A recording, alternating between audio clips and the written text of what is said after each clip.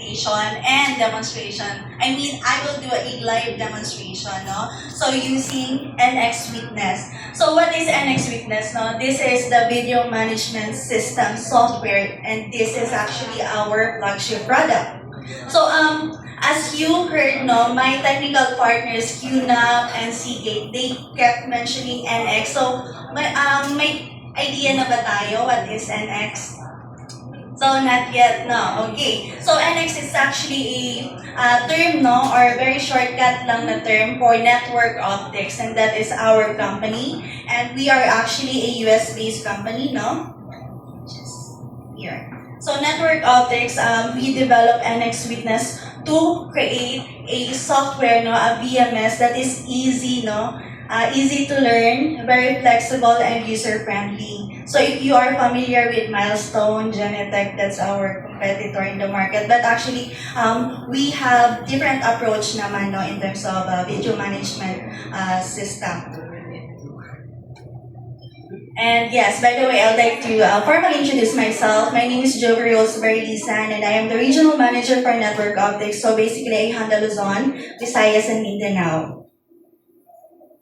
And a little a little background lang din ng company, no, because I'd like to jump later sa demonstration part, no, as the highlight ng presentation ko. So, again, Network Optics, we are based in San Francisco, California, USA, and we were actually considered as a #1 VMS in the United States last year, and then this year, they haven't released anything yet, but actually, if you are familiar with Hanwha, and if you are familiar with WiseNet Wave, that's actually our OEM. Okay? So, kung familiar kayo sa VMS ng Hanwha, basically, very similar yung GUI, no? Very orange lang yung some of the text, no, ng WiseNet Wave. Orange lang yung color nila, but actually, that's our OEM. Okay, and, yeah?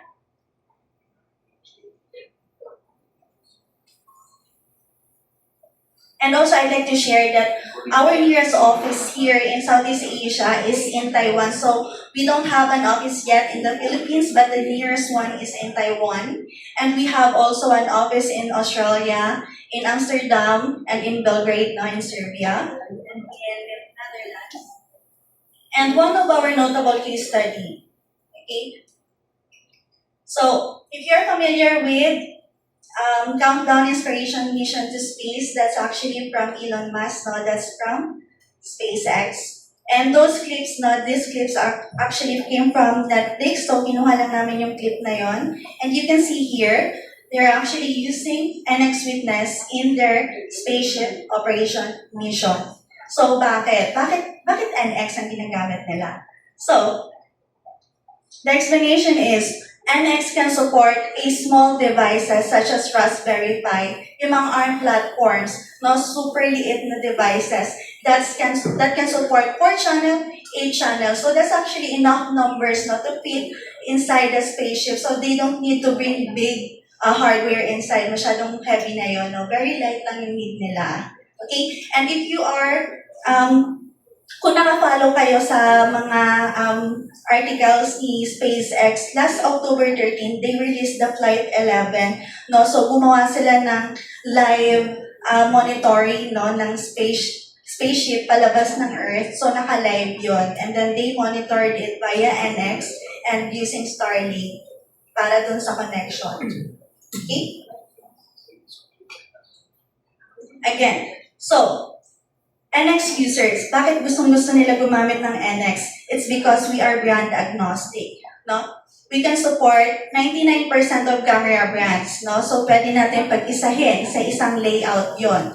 So, familiar kay Hanwha, Hikvision, Dahua, hindi natin sila pwedeng ipag-combine sa isang dashboard, correct? Kasi proprietary sila.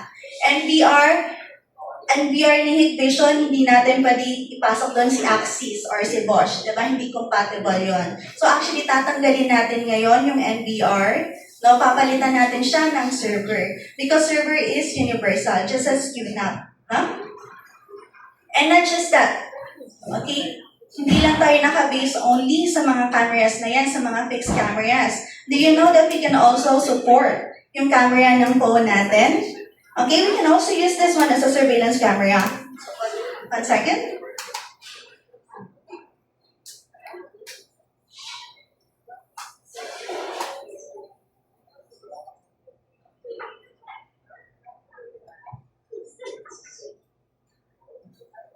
So anything that has lenses actually, we can view it here in NX Witness. So pwedeng drone, pwedeng camera ng embedded camera ng laptop natin. Let me just find my embedded camera. So this is actually my phone, no? And then this is live. Okay? And what it do, ano lang siya, push video lang siya, no? Push video lang. But the recording will still be inside our server. Hindi siya nakasave sa phone natin. Okay? So this is, you can also assume this could be a body-worn camera since we can also support body-worn camera. I don't have the physical or the device itself, but we can also support body-worn camera. No? So later, I will do the demonstration then, no? Because, right, next year, no, pinaka-highlight ng next year, no, for NX, for the body-worn camera, we can monitor the GPS of the body-worn camera live using the GIS map. No? So imagine naka-Google Map, okay? And then nakikita natin gumagalaw yung device, body-worn camera or dash cam. So it's possible. So next year, yan natin ilalabas. Okay? So may question ha? Feel free to interrupt me. Okay, so the most important application of NX Witness. Okay? So first, let's talk about the numbers muna. Very lightweight si NX. It's only 200 MB. No? And yes, may question si sir? Yes. Okay.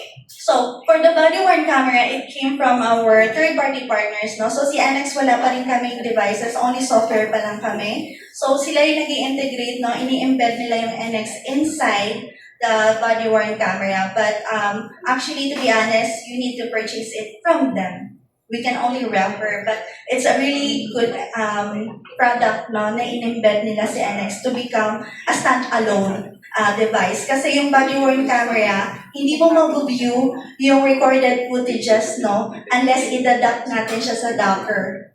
So, yung ginawa ng partner namin na yon, in-embed nila si NX, no? NX server inside para maging stand-alone. So, we can monitor the video live, no?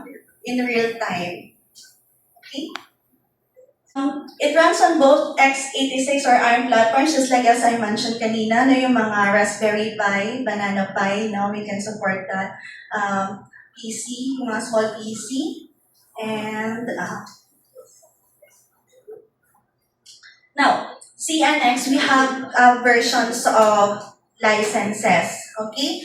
The most common one, no, and most commonly used, no, is the perpetual license. So we only charge one time. So it's still 1:1. One license, one camera. But the license is perpetual. Okay, hindi nag-expired yon. So if you're familiar kay Milestone, okay, let's say Milestone, they have base license and plus camera license. Yung base license, you need to renew that annual.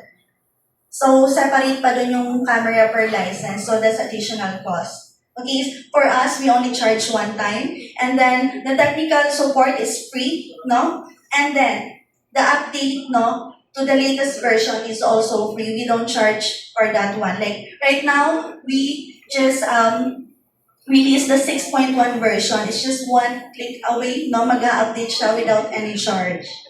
Okay? So always remember, we only charge one time and then you can use the license forever. Also, kapag yung camera natin nasira, no? Yung lifespan ng camera natin, anong pinakamatagal? 5 years, 10 years? 5 years. Okay, let's say 5 years nasira. Ma'am Joby, nasira yung camera namin. Paano kaya to? Okay, no problem. You can use the same license. No? Okay, 3 times. Bibigay ko sa'yo 3 times yan. Okay, 5 years, nasira. Another 5 years, nasira na naman. 10 years na. Ma'am Joby, nasira na naman ulit. Okay, Sige, gamitin mo yan, pangatlong beses mo na to, 15 years. Sulit ang NX, no? NX Pro license. Now, the second one, we have the NX Enterprise, and this is the SaaS version. This is the subscription-based license, no? We call this core service. So, kung meron tayong YouTube Premium, Spotify Premium that we pay monthly, it's also the same. But, for the NX Enterprise, this is like the Pro Max version. Why? Because it has all the functions and features that we need now if we are talking about large business scales na mga projects. Yung pangmaramihan na talaga, it's like a big organization that has many or multiple branches. Like, that's example, SM. Let's say, nasa 100 yung stores nila. Paano namin yung i-monitor kung nasa 10,000 yung cameras, no? Imagine gano'ng kadami yung cameras, 10,000, nandito nakalista, hindi kaya mababaliw yung operator doon. Okay? So later, jump tayo doon. Explain ko paano natin magagawa ng solution yun, okay? So for the enterprise, nandito na lahat yung mga function and features, no? Kanina sinabi ko 3 times natin binibigyan ng chance yung license to activate no, kapag nasira yung camera. For enterprise, it's unlimited. It means transferable, no, sa ibang cameras. Right? And then, NX Maps. Ito na yung sinasabi ko, NX Maps. And then, I'll jump to the demo part para lang at least magkaroon tayo ng idea. Okay. So, for this one, I have 10,000 cameras. Nandito QC, Makati, Taguig, tapos tigi 1,000 camera yon. So it's easier for me, no, to monitor each camera per location. Mas madali na lang siya kaysa yung nakalista lang siya dito. Saan ba dito yung office ko sa sa Makati, sa Taguig, ang dami-dami. So dito, okay. So medyo maliit lang yung part na yan, no? But actually this example is in our office in Taiwan. Okay, so you can see the outer camera, no, facing outside the office. Yung office namin is in the 7th floor of this building. So we can see the outer layer. So this is a PTZ camera actually. You can zoom in. Yan.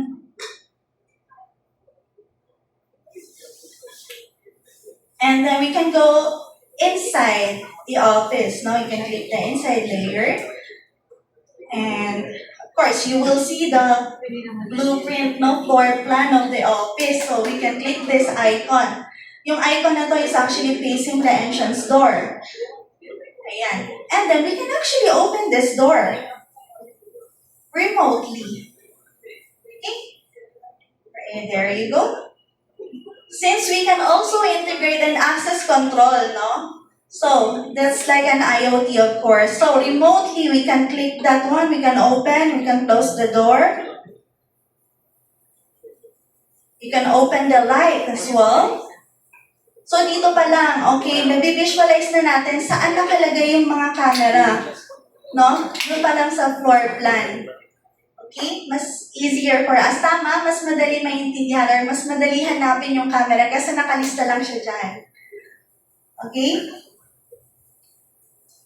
Now, when I say we can also support IoT, we just do the live demonstration.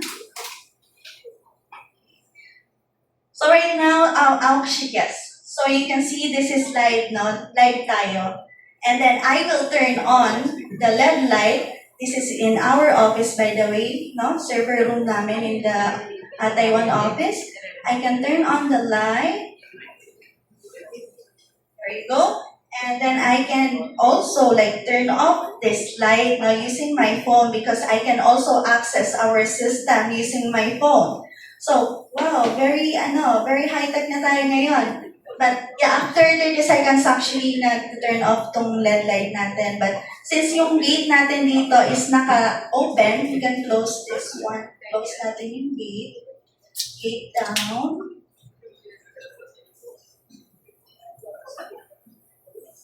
Yeah, so natapos na yung 30 seconds. So, ayan, na-close naman yung gate.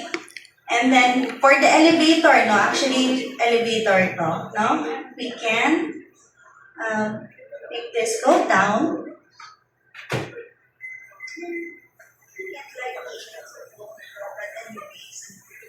Once again. Okay. Authenticate. So this is an IoT. We are just using an IO device for this one to control it. Right? So parang same lang din na concept kanina yung pag-open natin ng door. Okay? So tapusin ko lang yung sa part na to. So very quick lang din. Okay? Now, for the smart failover, this is a free feature ni NX, no? So, in this example, we have 6 servers, correct? So, meron tayong 2 cameras for each servers, let's say QNAP servers, no? So, smart failover, if you are familiar for this architecture, some other DMS, they will charge for this one. Okay, so meron tayong clients, no? Very important sa kanila every seconds ng video. So, dapat walang downtime doon. No. So, sa traditional setup, familiar tayo sa N+1. Okay, yung N+1, di ba, extra na server yon na mag-aantay lang siya ng failover bago siya magpa-function. Like, okay, example, server number 1. Ipat ako dito. Server number 1, nag-fail. Uy, ngayon, ako si N+1, ay, nag-fail si server number 1. Okay, magkakaroon ako ng trabaho. Kukunin ko yung 2 camera. Okay, para continue pa rin yung recording. No? Now, si server number 2 nag-fail. Ako si N+1, naku po, wala na akong extra na storage. No, wala na akong extra na storage. Tapos ngayon si client, kailangan niya yung video. So, mangyayari, bibili na naman ng bago. So, that's additional cost. So, hindi siya cost efficient. Ano? Hindi namin ginagamit yung ganong structure. So, instead, in NX Smart Failover, no, si server number 1 nag-failed, automatically, yung 2 camera will transfer to server number 2. Okay? Now, server number 2 will start to record a total of 4 cameras, correct? Kasi lumipat na yung 2, tapos may 2 pa siyang existing. Then, nag-failed ulit si server number 2. Ngayon, yung 4 na transfer kay server number 3. Ilan yung total na i-record ngayon ni server number 3? 6. 7? So, syempre, of course, 6. No? 6. So, ganun siya. Okay? Lahat ng mga servers natin sa Hive or sa system natin, they will support each other during failover. Okay? Walang dapat nag-iwan dyan. Okay? So, we actually suggest no, sa mga clients that you should at least put 2 servers no in a local area para at least pag nag-down yung isa, meron pang sasalo. And the good thing here, si QNAP, no, even though NAS siya, they can also support VM. And then sa VM, pwede tayo maglagay ng 2 server. No? Parang labas niyan, 2 na yung server natin, pero nasa isang hardware lang siya. So, very cost efficient si QNAP. So, I always suggest QNAP talaga no, sa mga clients ko. Okay?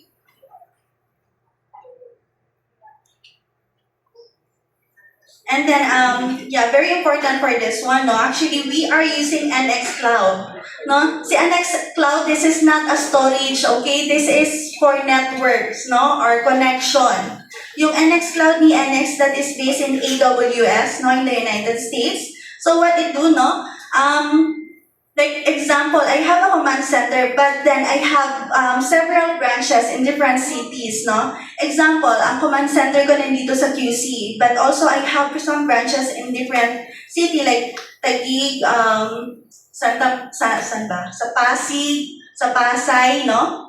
No? So, I can remotely access them, no? Or view these cameras through NX Cloud.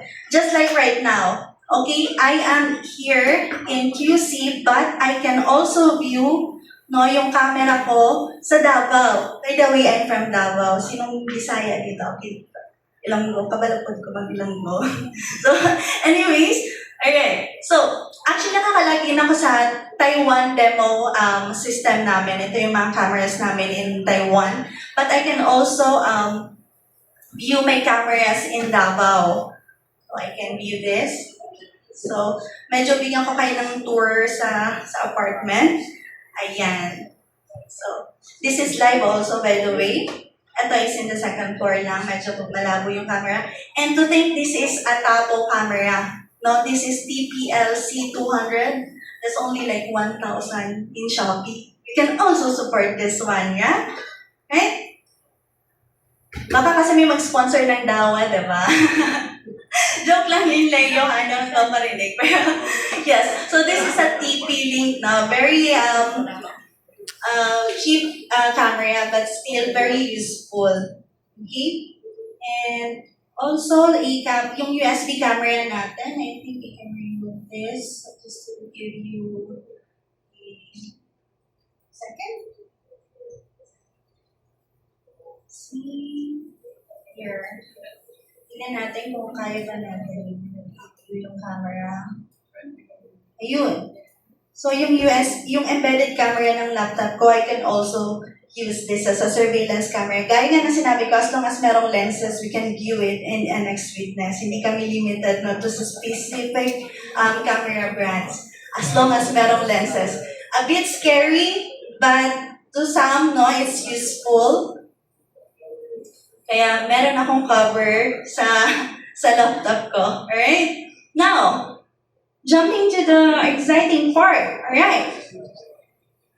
Just make this one very quick lang talaga. Okay, so the most common use feature of NX is we call this Smart Motion Search. Now, for the Smart Motion Search, it will allow the users to select a certain area where they wanted to see some motion. Okay, so itong example, this is our hallway going to our toilet. So pwede kong hanapin or tingnan kung sino yung palaging pumupunta sa toilet. So I just draw a box here. Si Sean, and then another person going in, and then going out. So if you notice, we have a color green and color red dito sa bottom part. So yung red color, it indicates motion, no? And kung nakikita natin yung transition is really fast, it's because it skipped the no motion part. So it will be easier for us to see, no? Or to check yung certain schedule or timeline, no? Kapag may nahanap tayong isang bagay. So, in this example, like here, I draw box here. Gusto ko makita kung may pumupunta ba sa room dito na part. Gusto ko lang makita, like, for the last 3 days, no? May nawawala akong gamit sa area na yan. So, it will be easier for me to check, no? Kasi titinan ko lang yung mga red colors. And then it will show some movements. So, instead na mag-playback ako ng mag-playback, it will take so much of my time. Correct? This one, it's very easy for us. Right? And we can also integrate third-party partners, no? Like analytics, face recognition, license plate recognition, and a different analytics also. So I'll start with the ALPR and MMC, no? So license plate recognition, let's make model and color. Okay, so in this example, this is from our third-party partner, Backstore, and for this, I am just searching, no? 4 digits pa lang ata to. EAC1, pero meron ng lumalabas na mga result. So if I have the exact license plate number, then it will be show, no? Sa notification panel natin. So this is EAC1255, and then this is EAC1255 Panamera. This is a Porsche black car. No? So, nandun na yung complete description. So, not just this one, no? We can also search like colors, no? Like example, hindi ko nakuha yung license plate number ng sasakyan, but alam ko na color white yon. Color white na pick-up. Sino yung nakapanood ng Facebook? Yung trending ngayon, yung white pick-up na nanapak ng okay, pero mas maganda, diba? Nakunan naman nila yung license plate number. Okay, so, nireport na nila sa LTO. No? Okay din naman gamitin yung code. Okay, but anyways, now you can search either based on the license plate, either license plate number, through its color, model, or brand ng vehicle natin. Okay? And another one, for this one, in helmet, in different environments, no? So we can also customize. So for this construction site, no? Kapag red, okay, it means compliant sa PPE. Okay, pag yellow naman, hindi siya compliant. Although, the other guy looks like he's wearing helmet or hard hat. No, but, oops, sabi ni AI, ay, hindi naman ata yan, hindi siya legit na helmet, okay? So, may isa pa dito, si ate, okay? Nakasombrero. Okay, kaya yellow siya. No? Pag pula, okay, compliant, safe sila doon. So, as long as na-detect ni AI na compliant or pag may na-detection na yellow, it can automatically send us a notification that someone is not complying sa PPE requirement. No? So, it can somehow send us a notification through email or magsasend ng SMS sa atin. Right? Sa mga may clients naman, no, na may, sa mga SI na may clients na factory, no, so si AI can also help identify, no, sa yung mga direction ng nodes. Like example, closing time na, and then nakalimutan nung officer na i-close yung or ibalik sa normal position yung mga nodes natin, then si AI can also detect, like, oops, can you double check yung mga machines? Kasi parang may isang abnormal light dito na hindi gumagana or yung knobs is hindi nakaset by its default position. Okay?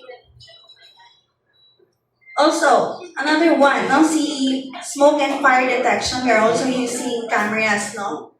Although, yung FDAS, that's the mandatory requirement, di ba, kapag nagpapatayo tayo ng building.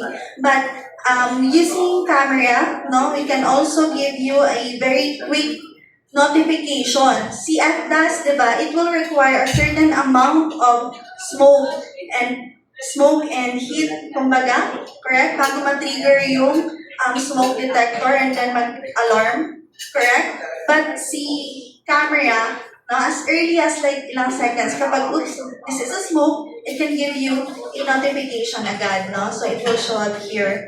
Or it can send you as SMS or email, correct?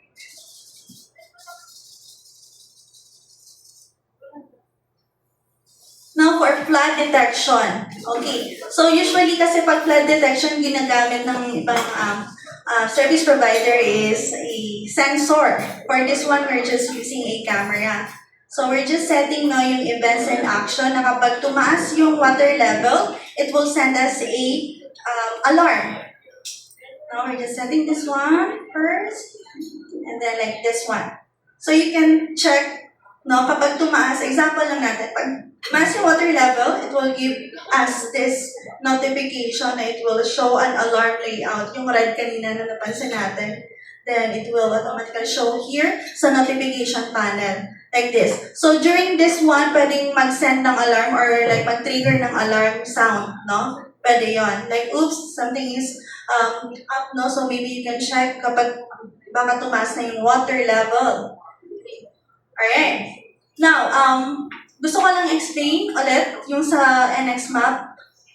So, si NX Map, this is an exclusive feature of NX Enterprise, okay? Sa subscription based, no? Sa subscription version. Okay. So, ang ginagawa ng client namin in other country, I think this is in Europark, no?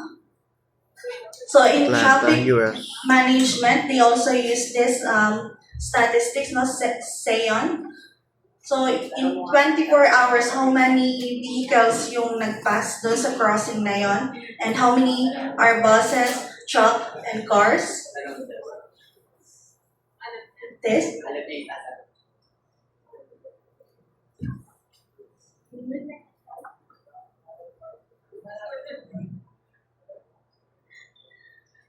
Just advance na lang. Any questions, by the way? Yes? How many users can access to K1 system. Okay. So, good question. Okay, so in our system, no, this is the NXTP Demo Gen 6. Okay, the default number is 1,000 users. Okay? So, meron din tayong limitation sa Pro. Okay? Si Pro yung professional license, yung perpetual. Ang limitations ni Pro is, sa servers natin, we can support 256 cameras and then per server, okay? And then the maximum number of servers per system is 10. 10 servers, then 10 times 256, that's 2,560 per system. Whereas in NX Enterprise, it's unlimited, no? So you can create multiple sites or system, no? Yes? Other questions? Great. So, going back here. Here. So in this example, no, as you can see, sila naglagay ng cameras in this road, no, as a crossing. And then, other parts also. So you can recommend this sa MMDA or somebody to know for, no? Just for traffic monitoring. Okay. Sobrang traffic din kanina, kaya ako na-late. So, maybe we can give early alert, no? Like, oops, so super traffic dito sa Osmeña Park, dito sa QC. Sorry, hindi ako masyado familiar sa mga streets, no, ng Manila. But anyways, this is very useful and this is an existing project already, no? And in case lang that you want to do a POC, I am very generous in giving demo license, no? I can give you 30, 60, 75, 90 days. Okay. Sige. So, ganun yung ginagawa ko. Sige, bigyan kita 90 days, 3 months yun. Tapos, tingnan natin kung after 90 days, kaya mo bang mabuhay nang wala si NX. But it really works. It really works actually. Like, very convenient si NX kasi ayaw niya nang bumalik sa traditional kasi hindi niya na kayang gawin to. Okay? Oops. Very flexible ang layout ni NX. You can resize this layout or this camera. You can rotate this, no? Also, you can even add. Ano pa ba? Ang pwede natin i-add dito. Let me check. Oops, gusto ko manood ng YouTube. Okay, can I watch YouTube here? I can watch Netflix here. I can search something in Google. No? So NX Witness, it's not just an ordinary VMS. This is also a web browser. No? Definitely you can put everything here. JPEG, MP4, mga offline cameras, offline videos, no, yung mga pictures natin, pwede. This one, very loading. Hanap tayo ng iba. Okay? Oops, Windy, pwede din to. Si Windy is yung weather. Okay?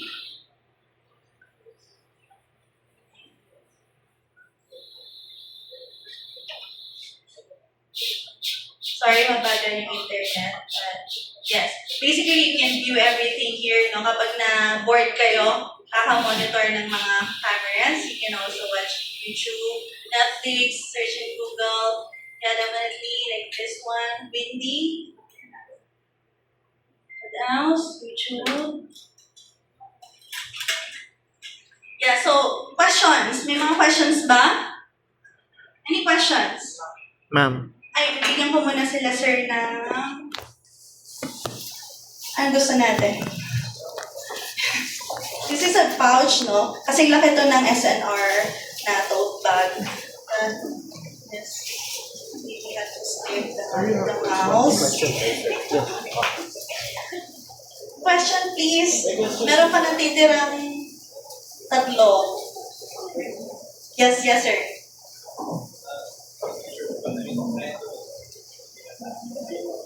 Hayop. Okay, animal counting. I think yes. Okay. So, to clarify lang, walang analytics si NX. Okay? Sa lahat ng mga analytics or other integration, sa third-party partners namin yon. Okay? But for the animal counting, although meron na talaga nag-inquire sa akin, it's really possible also, no?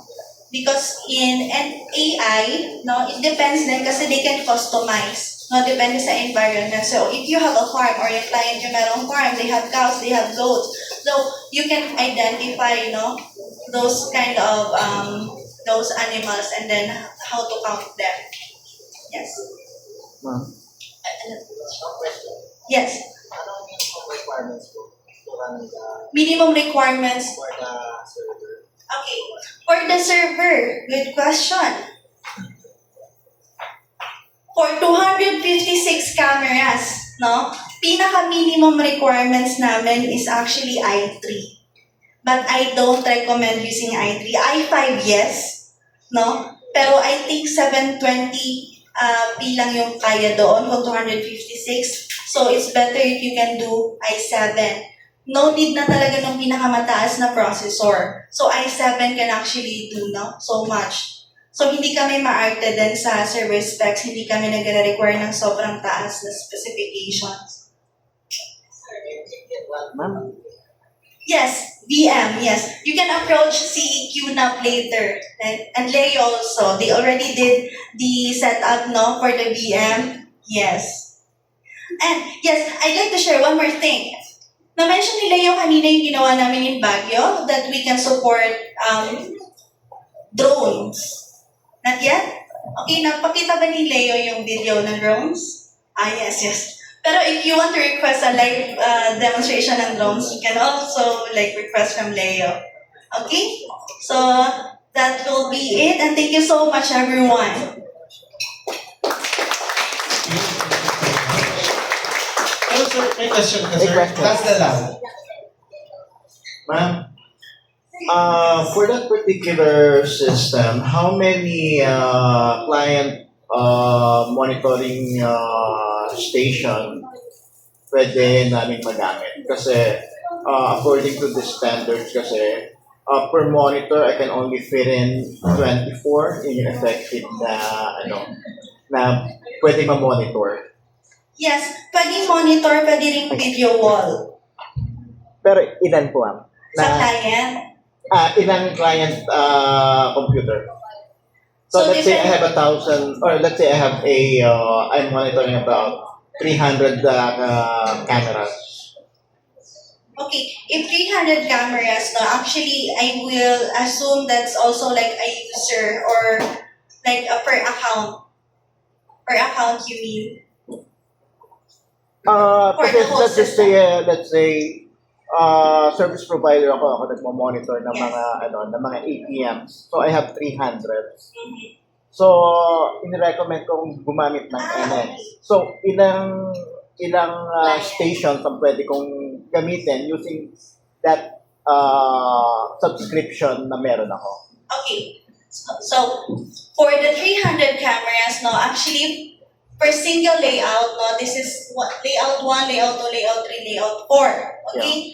For the maximum number of layout, is 64 items. So, if you have 300, you will divide 64. So, that's actually like the maximum suggested number of items. So 5.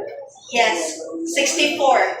So, over 64, I don't think kaya mo pang i-appreciate yung videos mo sa layout. Parang picture na lang siya, nagsasaya tayo ng bandwidth. So, if you want to view all of the 300, then you can divide it, Although we have some showreel then. Showreel is like, it will flash as in a single layout, one layout for a specific seconds lang.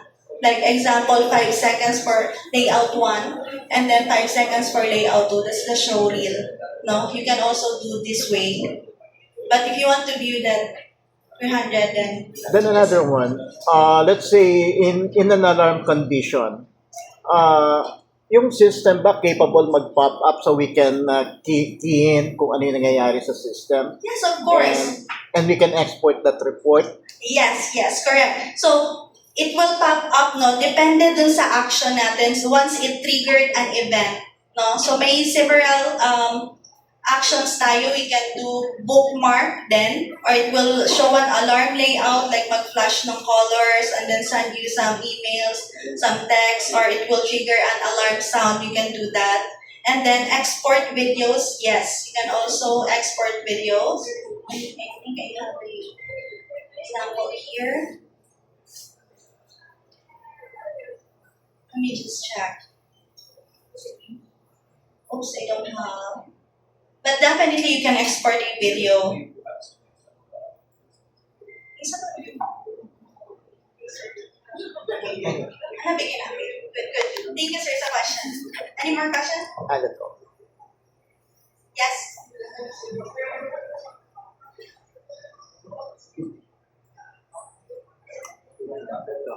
No more? Yeah. Okay, anyone? Any more questions po? Sir, question.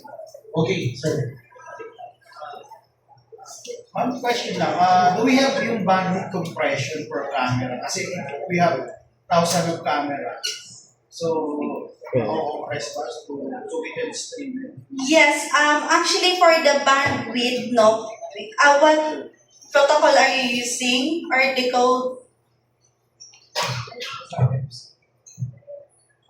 H.264, H.265. So, yun yung gagamitin. Yes, you can decide, no, kung H.264 pwede din. And then, actually, ang basis din natin per camera kasi it will depend sa resolution. So, we need to count the bit rate, no? So, it will actually depend din sa FPS ng camera natin. So, yes, normal is 20, no, standard. There's a follow-up. Yes, I have a follow-up question, ma'am. If I have that, can I also record that dun sa particular recorder namin? Sa NBR, you mean?